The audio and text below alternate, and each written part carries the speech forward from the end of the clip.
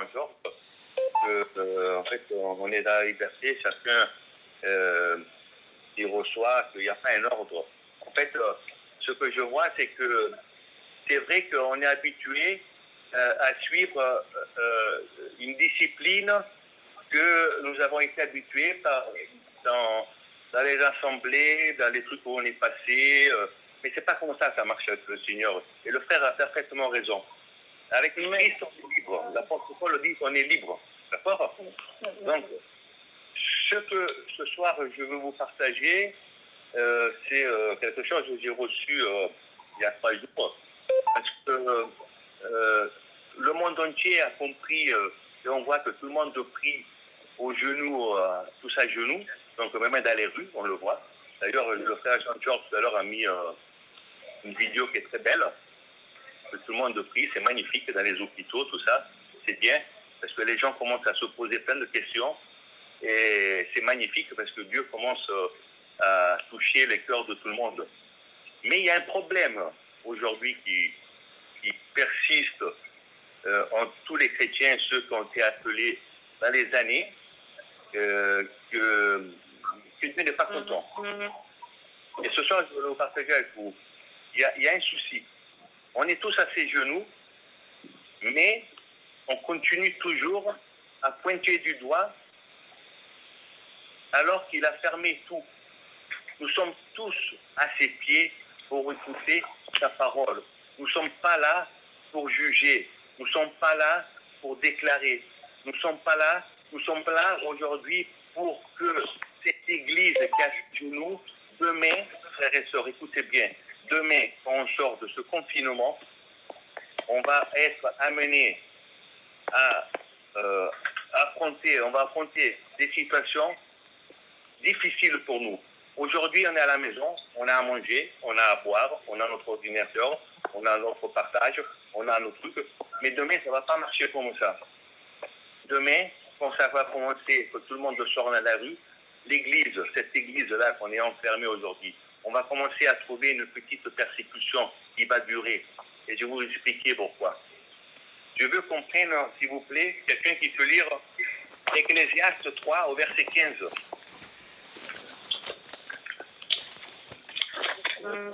Ecclésiaste 3, verset 15. Voilà. Ce qui a été déjà été, et ce qui sera a déjà été, et Elohim ramène ce qui est passé. Vous comprenez ça? Donc, ce qui a été dans le passé a été, et ce qui est aujourd'hui a été dans le passé. C'est-à-dire que l'histoire, le Seigneur met ces choses, il fait comprendre que l'histoire qui fait quelque chose qui déjà a existé dans le passé. Aujourd'hui, nous vivons le passé comme si c'était le présent. Dieu est un Dieu magnifique, et le Dieu qui a créé le temps, et le Dieu qui a créé toutes choses, et le Dieu qui a voyagé et qui est venu aujourd'hui dans le temps passé pour qu'il voie les choses qui se sont faites aujourd'hui. Parce qu'il est le créateur du temps. Et si on veut comprendre comment Dieu a créé le temps, frères et sœurs, on perd notre temps. Ce qu'on doit faire, c'est de calculer le temps. D'accord? Maintenant, ce temps-là que nous sommes en train de vivre aujourd'hui, on doit le vivre en pleine harmonie, en pleine foi, en pleine confession avec notre Créateur, avec Yeshua. Parce que c'est lui qui a permis tout ça. C'est lui qui aujourd'hui a mis tout ça. Mais, nous devons faire attention. L'apôtre Paul, dans 1 Corinthiens, au verset 9, s'il vous plaît, qui peut le lire? 1 Corinthiens 9, verset 24.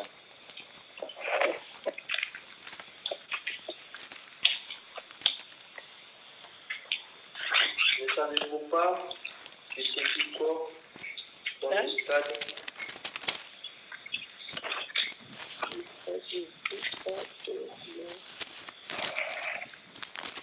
Vas-y, quelqu'un peut le lire?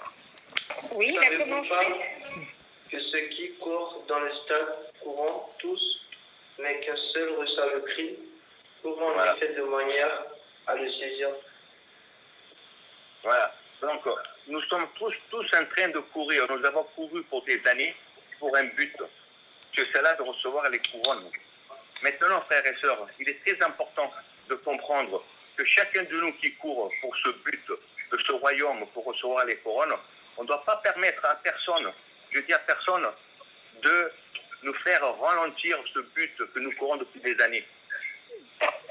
C'est-à-dire, si moi je cours, je ne permets à personne qui me fait chuter, pour que quelqu'un chute devant moi, pour que je m'arrête pour le prendre et rater le but. Rater le jour de l'enlèvement, rater le jour que le Seigneur va venir. Vous comprenez ce que je veux dire? On doit courir, on doit faire attention. Parce que, il faut comprendre un truc. Dans Ecclésiaste 3, au verset 1 à 8, s'il vous plaît, qui c'est qui peut le lire? Il y a un temps. Alors, Ecclésiaste 3, verset 1 à 8. Oui. Oui, c'est ça. Alors, il y a un temps pour tout, un temps pour toutes choses sous les cieux, un temps pour naître et un temps pour mourir, un temps pour planter et un temps pour arracher ce qui a été planté, un temps pour tuer et un temps pour guérir, un temps pour abattre et un temps pour bâtir, un temps pour pleurer et un temps pour rire, un temps pour se lamenter et un temps pour danser, un temps pour lancer des pierres et un temps pour ramasser des pierres, un temps pour embrasser et un temps pour s'éloigner des embrassements, un temps pour chercher et un temps pour perdre, un temps pour garder. Je peux t'arrêter, ma soeur. Donc on voit que Salomon, il voit qu'il y a, à la fin de sa vie, il comprend, parce qu'il le reçoit par Dieu, que Dieu lui dit il y a un temps pour tout. Nous, dans notre vie chrétienne, frères et sœurs, nous avons un temps pour tout. Nous avons eu un temps pour naître, un temps pour grandir, un temps pour être dans le monde, un temps pour être choisi par Yeshua. Il nous a enlevé des ténèbres. Nous avons eu un temps pour enseigner. Nous avons eu un temps pour détruire. Nous avons eu un temps pour pointer le doigt. Nous avons eu un temps pour tout. Qui c'est qui peut lire le verset 11? Le verset 11. Il a fait toutes choses belles en son temps. Aussi a-t-il mis l'éternité dans leur cœur, sans toutefois que l'être humain puisse comprendre du commencement à la fin l'œuvre qu'Élohim a faite. Il a mis un sens à tout. Vous voyez? Il a mis un sens à tout. Maintenant, ce qu'il faut comprendre, c'est que aujourd'hui, Dieu a arrêté les églises, il nous a tous confinés à la maison. Oui, il y a des partages dans des vidéos, des trucs, mais c'est que le Seigneur voit, qui m'a mis dans le cœur, c'est qu'il y a des gens aujourd'hui qui encore se permettent de dire et de parler mal des assemblées et parler mal des frères et des sœurs. Frères, tout ça, c'est fini. Le message qu'aujourd'hui le chrétien doit porter, parce que nous sommes amenés à faire ça dès qu'on va sortir d'ici, parce que les gens vont nous poser des questions. Les gens aujourd'hui ont peur. Il y a plein de gens que nous allons rencontrer dans notre travail, dans la rue, tout ça. Des amis, nous n'avons jamais évangélisé. Ils vont nous dire, mais tu as vu qu'est-ce qui se passe? C'est là que nous devons les ramener à Christ. Nous devons lui donner la révélation. Nous devons lui dire tout ce qui se passe et tout écrit dans la parole de Dieu. Laissons tomber ce qui était avant. Ce qui était avant, c'était avant. Avant, c'était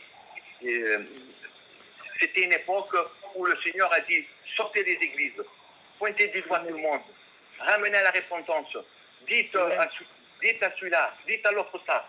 C'est fini tout ça. Aujourd'hui, ils sont tous à genoux. Ils sont tous à genoux. Tous. Donc, ce qu'on doit faire aujourd'hui, regardez qu'est-ce qu'il est écrit dans Luc, au verset 12. Qui c'est qu'il faut prendre? Luc 12. Luc 12, au verset 42 jusqu'au 48.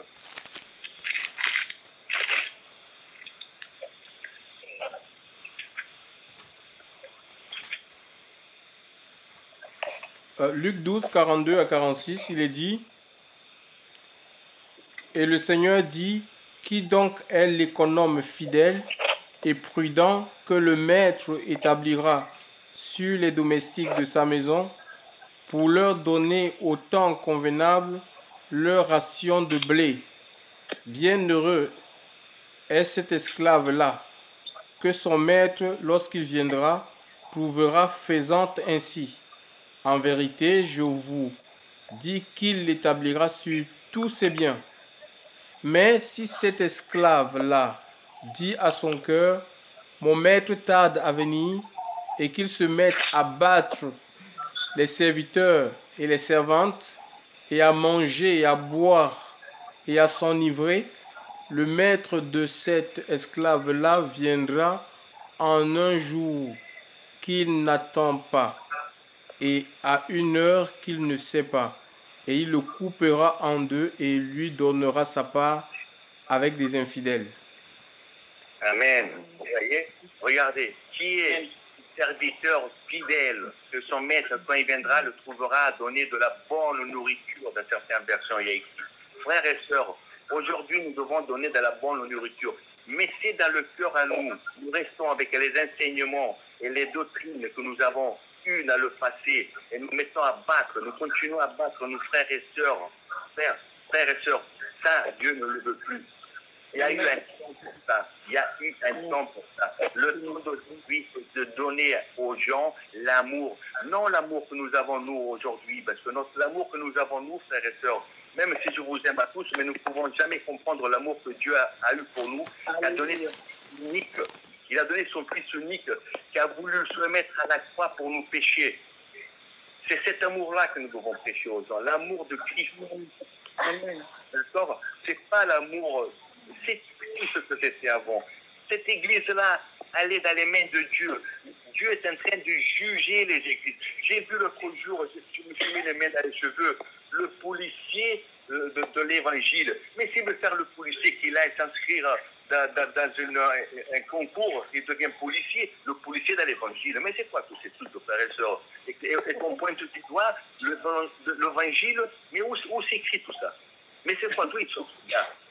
On rigole ou pas? Mais il faut faire attention. Il faut faire attention. Il n'y a pas de policiers.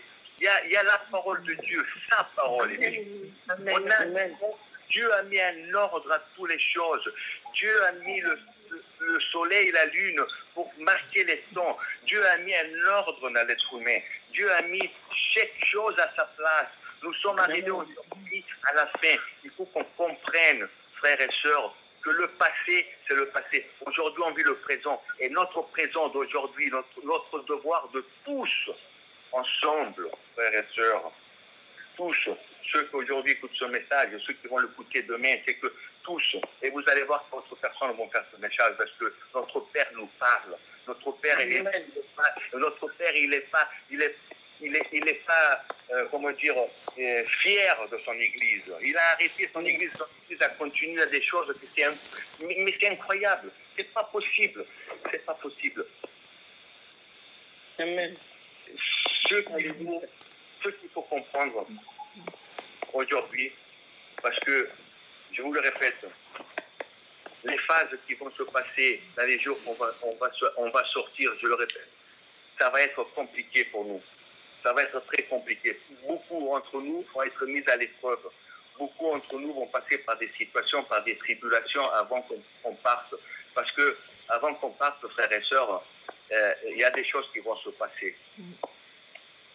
Parce que c'est là qu'on va voir la foi de chacun de nous. D'accord? Et quand vous êtes dehors et que vous rencontrez des amis, moi en tout cas je suis en train de le faire, hein, je suis en train de... je me rappelle, il y a quelques années de ça, j'étais en train d'évangéliser des musulmans. Il me dit, mais toi, tu viens m'évangéliser à moi, alors que vous ne vous mettez même pas d'accord entre vous, vous êtes divisés, vous faites des vidéos n'importe quoi. Mais ça, c'était avant. Mais aujourd'hui, c'est toujours pareil. Mais on n'évolue pas. J'ai eu ma cousine au téléphone qui est témoin de Jéhovah. Elle me dit, tu as attrapé 2 poissons. Je dis, comment tu as attrapé 2 poissons? Tu as été à la pêche? Elle m'a dit, non, j'ai évangélisé deux personnes et j'ai dit à ramener vers moi. Et je dis, nous, on n'arrive pas à faire ça. Je dis, mais comment c'est possible? Mais comment ils attrapent des poissons et nous, on n'arrive même pas à attraper une mouche? Non, mais frères et sœurs, c'est grave. Parce que, vous savez pourquoi, frères et sœurs? Parce que nous sommes les seuls croyants sur cette terre qu'on ne comprend pas la parole de Dieu et qu'on se divise. On est divisé. La parole dit qu'on est plusieurs, tous font partie du même corps. Mais moi, je vous savez, c'est quoi, on va faire le prochain partage samedi prochain. Samedi prochain, je vais me couper à deux. Moitié, je le mets sur l'ordinateur et l'autre moitié, je m'en vais. On peut le faire, ça, on ne peut pas le faire. On est tous un corps. On doit tous être unis. Christ, en ce moment, Dieu, le créateur du ciel et de la terre, il nous a enfermés pour être unis, pas pour écouter ce qu'on était avant, ce qui veut que ce qu'on est aujourd'hui. Aujourd'hui, nous sommes acceptés pour que la repentance, pour que nous soyons sans tâche. Ne faisons pas les mêmes erreurs, frères et sœurs. C'était avant. Vous comprenez ce que je veux dire? Amen, amen. C'est fini tout ça. Dieu ne regarde pas l'église, cette église-là où tout le monde est sorti. Il y a eu un temps pour ça. Bien sûr, on a péché, on est sorti des églises, on a compris. Bien sûr, tout ça. Mais aujourd'hui, c'est sa parole. Ce qui veut, c'est qu'aujourd'hui, nous devons attraper des poissons qu'on n'est pas capable d'attraper. Pourquoi? Pourquoi on doit montrer à tous que nous avons l'amour? Tous. Parce qu'il dit que nous sommes tous du même corps. D'ailleurs, je crois que c'est dans Romains qui dit ça, Romains 12, au verset 16 peut-être, non? On peut le prendre rapidement. Ayez une même pensée les uns envers les autres. Voilà, on doit avoir la même pensée. La même pensée. Mais laquelle pensée on a? On n'a pas la même pensée. Comment on peut avoir la même pensée si on est divisé? Une même pensée, c'est quelqu'un qui a la pensée, qui comprend la profondeur, la largeur, la hauteur, qui comprenne ce que Dieu veut nous dire. Ce Dieu-là, moi, je le remercie, mais je n'ai pas de parole pour le remercier parce que je sais que s'il serait revenu il y a 2 mois, je crois que je serais passé par les tribulations et franchement, je n'ai pas envie d'y passer. Hein. Mais il est merveilleux parce qu'il met un temps à tout. Il veut qu'on comprenne. Il veut qu'aujourd'hui, on voit le miracle qu'il nous met entre les mains. Mais ne faisons pas la même erreur. Et exhortez-vous les uns les autres. Mais prenez la parole. Il faut qu'on cherche ce que le Seigneur veut nous dire. Il faut qu'on comprenne tout ça. Il faut qu'on comprenne que sa parole est vérité. Et que bien sûr, la parole, bien sûr, on va trouver des trucs que c'est incompréhensible. Mais il dit, cherchez et vous trouverez. Si on cherche, si on analyse, si on arrive à comprendre ce que le Seigneur nous dit, et alors tout est clair dans notre tête. Nous ne devons pas nous fier, nous ne devons pas rester à la nourriture que nous avons eue avant. Ça, c'était avant. Maintenant, c'est différent. Nous devons plus tomber dans l'erreur. Prenons ce verset. Attendez, je vais prendre un verset. Non? Non.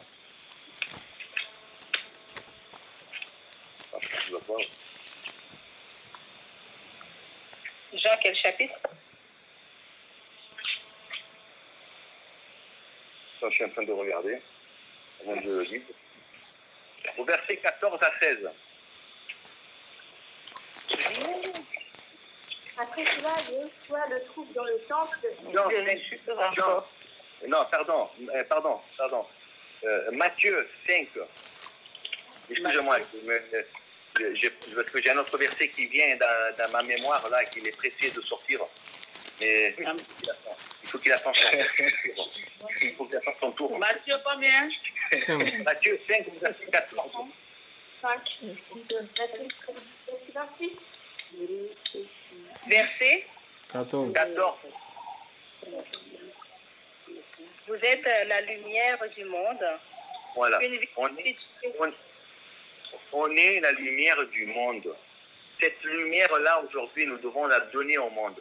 Le monde ne doit plus nous voir comme un groupe de personnes chrétiennes qui en est plus capable de se comprendre les uns les autres. Nous devons donner la vraie lumière, la vraie nourriture. Nous devons dire au monde aujourd'hui ce qui se passe. Nous devons dire au monde où ils vont et qu'il y a une vie. Il y a un pont entre un coin à l'autre pour ne pas tomber en bas. Il y a un pont qui s'appelle Jésus-Christ. Et ce pont, il faut lui dire que c'est le seul moyen pour échapper à tout ce qu'ils sont en train de mettre devant ces gens-là. Parce que nous, frères et sœurs, c'est vrai qu'on est sauvés. Hein? C'est vrai, frères et sœurs, on a du mal, on a comme les douleurs de l'enfantement, parce que tous dans les familles, on a des gens qui ne nous croient pas, on a des gens qui nous disent, mais toi, avec tes trucs, laisse tomber. On est mal, mais il faut continuer, il faut persévérer. Parce qu'aujourd'hui, et moi, ça m'est arrivé il y a 2 jours avec une sœur et un frère, je les ai évangélisés encore une fois. Peut-être que c'est la 10e fois, la 15e fois, la 5e fois, je ne sais pas combien de fois je l'ai fait. Et aujourd'hui, ils se sont posés des questions. Et aujourd'hui, je les ai sortis tous les versets. Je dis, regarde, depuis qu'Israël est sorti. J'ai sorti tout ce qu'a fait Israël depuis qu'il est revenu. Je dis, regarde, tout est écrit. La parole de Dieu est vraie, je dis. La parole de Dieu nous met devant la réalité de l'histoire moderne. Cette histoire-là que nous sommes en train de vivre. Elle est écrite noir sur blanc, je dis.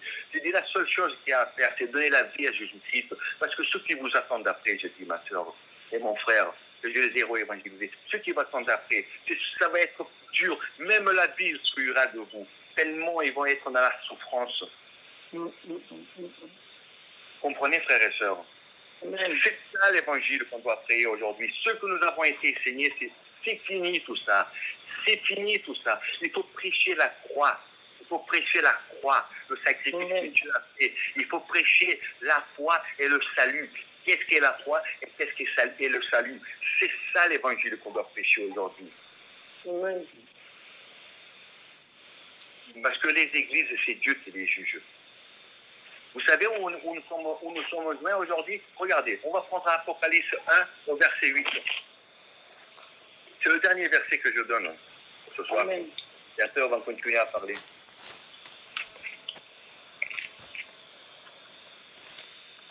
Apocalypse 1. Attendez, hein.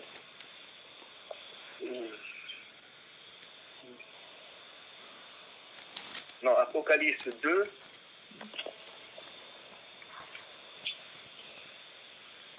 Au verset 1. Oui.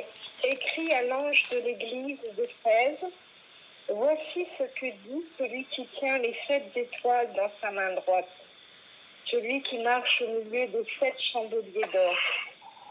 Je connais tes œuvres, ton travail et ta persévérance. Je sais que tu ne peux supporter les méchants, que tu as éprouvé ceux qui se disent apôtres et qui ne le sont pas. Attends, tu les apôtres et que tu ne les tiens pas. Vous voyez, frères et sœurs, cette église-là, nous l'avons pointée du doigt hier. Ils se disent apôtres, ils ne font pas la volonté de Dieu parce que, regarde, continue, regarde. Cette église-là, qui parle là, vas-y, continue, ma soeur. Alors, je sais que tu ne peux supporter les méchants, que tu as éprouvé ceux qui se disent apôtres et qui ne le sont pas, et que tu les as trouvés menteurs, que tu as de la persévérance et que tu as souffert à cause de mon nom et que tu ne t'es point lassé. Mais ce que j'ai contre toi, c'est que tu as abandonné ton premier amour. Souviens-toi donc d'où tu es tombé, repens-toi et pratique tes premières œuvres. Sinon, je viendrai à toi et j'ôterai ton chandelier de ta place, à moins que tu ne te repentes. Je continue, voilà. Frère. Attends, je vais mettre un point sur ça là. Vous voyez, frère et sœur, celle-là, nous l'avons pris, cette repentance-là, cette église-là, que nous avons pointé du doigt, elle est là. Ça y est, le Seigneur nous l'a donnée. Maintenant, il y a cette église-là. Il y a cette église, elles ne sont pas mises dans l'ordre, parce que si vous les mettez dans l'ordre, vous arrivez à comprendre ce code que le Seigneur nous a mis. Ça, c'est avant l'Apocalypse. Hein. Ça, c'est avant les 7 sceaux, les 7 trompettes. Hein. Donc là, nous sommes en plein d'un jugement. Dieu les a arrêtées, ces églises. Ce n'est pas les églises d'avant, c'est les églises d'aujourd'hui aussi. Il les a arrêtées. Ok, toutes ces églises-là sont arrêtées.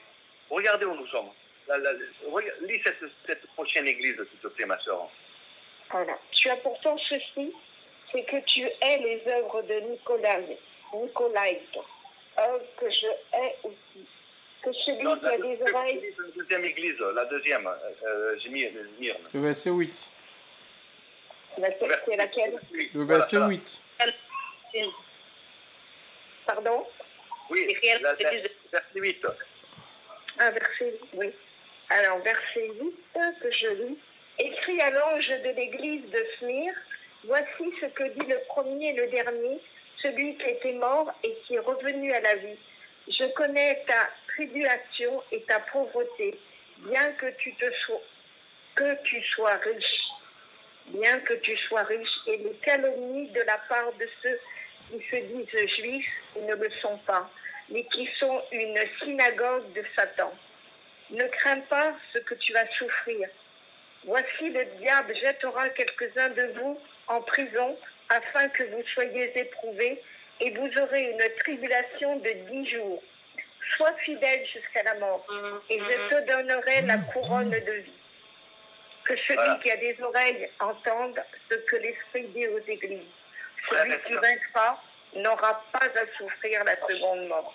Frères et sœurs, cette église-là que vous voyez là, hein, c'est exactement ce qui va se passer dans quelques temps pour nous.